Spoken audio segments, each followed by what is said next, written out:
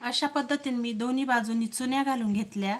या चुन्या झाल्या की आपण ज्या साईडने दाबटीप दिलेली तिथे आपल्याला लेस टाकायची. ही लेस आपल्याला इथे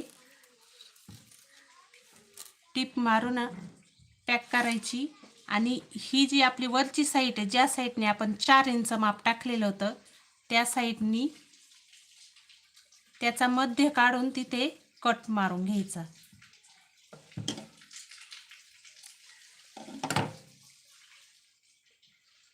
तुम्ही बघू शकता इथे मी कट मारलेला आहे. हा या साईडचा मध्य निघालेला आहे. जेव्हा आपण ही जी स्लीव्ज शिवून ठेवलेली आहे तिच्यावरती आपण ही जेव्हा अटॅच करतो तेव्हा तो मध्य आपल्याला पॉइंट म्हणून काम येतो. तर मी आता